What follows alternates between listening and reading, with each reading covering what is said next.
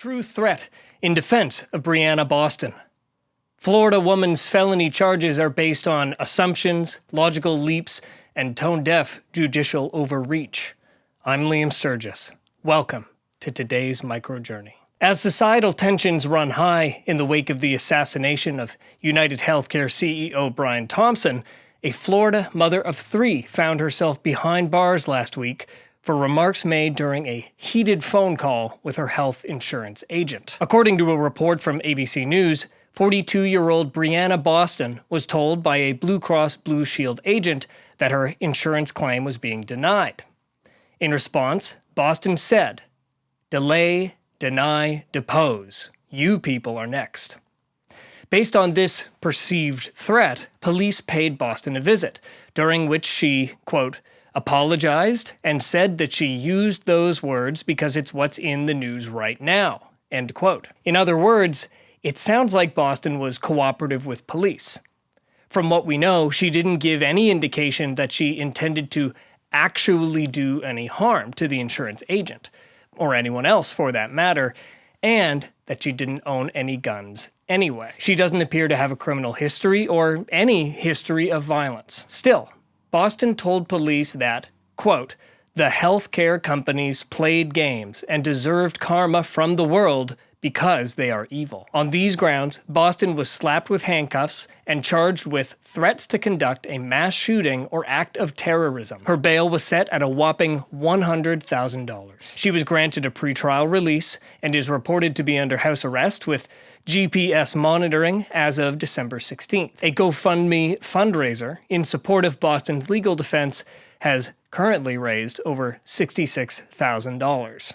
While it's true that threatening violence towards another person is illegal, it's not entirely clear that that's even what Boston did in this case. Even the aforementioned ABC News article refers to her words frequently as apparent threats. The logic behind the charge seems to be that Ms. Boston's use of the words delay, deny, and depose indicated her intention to commit the same act of murder as Luigi Mangione, Brian Thompson's alleged assassin, because he left bullet shell casings at the scene bearing the same message. Problem is, they weren't the same words.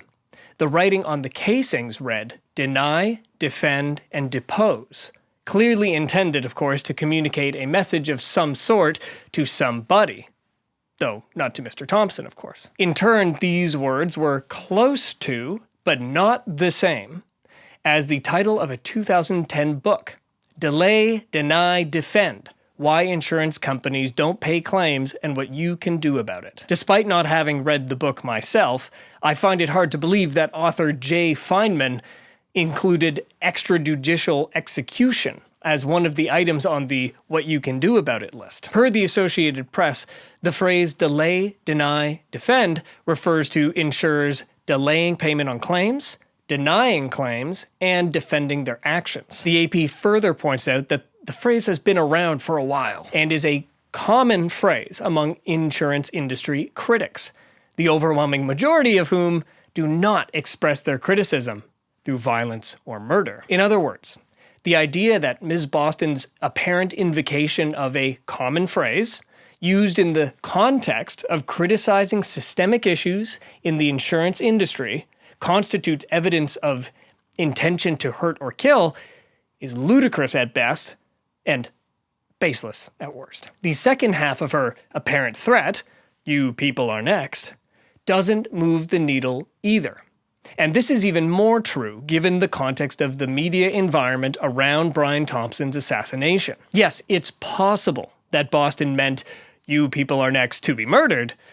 On the other hand, it's just as reasonable to infer that she meant "you people are next to face intense public scrutiny over your well-established role in a systemic issue wreaking havoc on the health and well-being of society at large."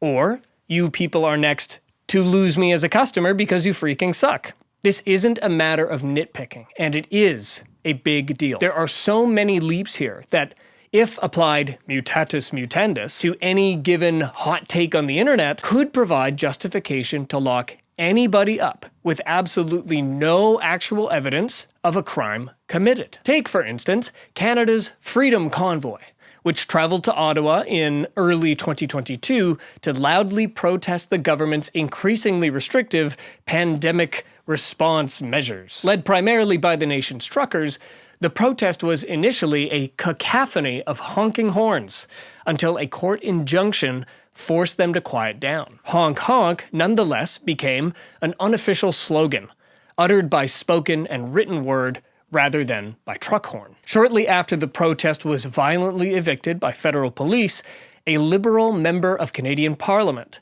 named Yara Sachs declared out of nowhere that honk honk actually meant Hail Hitler. The logic? According to the Canadian Anti-Hate Network, both terms contain two words that begin with the letter H, and has thus been used by, quote, a movement of extremely online young neo-Nazis. Now I know that next time somebody tells me happy holidays, I should loudly scold their anti-Semitism. Simply put, just because somebody at some point has used a word or a term as a euphemism for something, does not mean everybody else who subsequently uses that word or term is using it in the same way. To infer otherwise, without any evidence to back it up, is to risk framing someone of a crime they didn't commit. And given that anti-Semitism and hate speech are punishable with jail time up here in Canada, the risk is very serious indeed. Unlike us Canucks,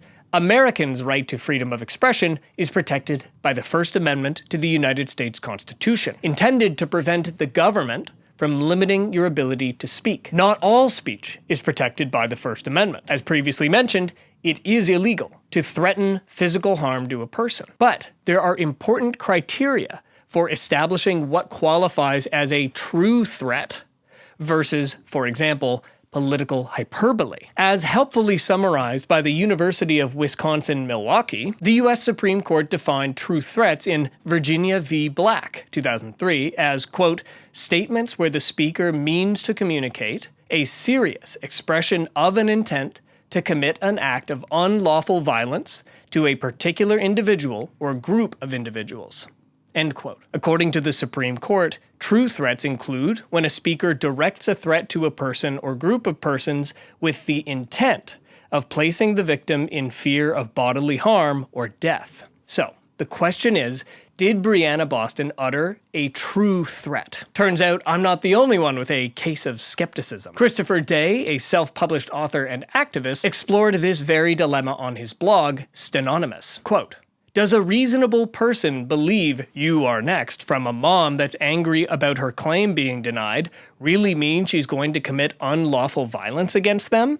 End quote. Day points out that there are much more violent statements that the police would never arrest anyone for, and posits that authorities acted with a heavy hand in Boston's case to make people afraid of what the law might do to them if they step out of line. Day's theory echoes comments by former federal prosecutor Shanlon Wu, who told Newsweek that Boston's $100,000 bond, quote, seems high for someone with her lack of a criminal history, but that it may be a warning to other potential copycats in the wake of the highly visible New York case. But conflating Brian Thompson's assassination with Boston's apparent threat can only go so far. No reasonable person would think the full force of the law wouldn't come after them if they were to commit such a heinous act as murder, whether or not they can morally justify it in their own mind. This leads one to wonder if Day and Wu are onto something, and that the overreaction to Boston's comments is intentional. Still, an overreaction does not criminal speech make. What did Boston do exactly? She was rude to a customer service representative, wrote Arwa Madawi in her column for The Guardian. Meanwhile, there are many others saying far worse things about the assassination, including examples that probably do constitute true threats. Why prosecute Boston, but not them? Let's be clear. What Ms. Boston said to the insurance agent was highly ill-advised, under the best of circumstances. But freedom of speech also protects the right to say dumb shit. That also means bearing the consequences of that dumb shit you say. But the line between dumb shit and criminal speech is stark.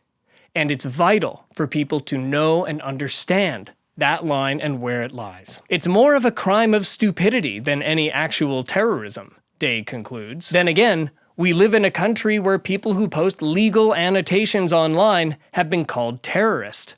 Maybe I'm a terrorist too? No, Chris, you're not. And absent new evidence, neither, it appears, is Briana Boston.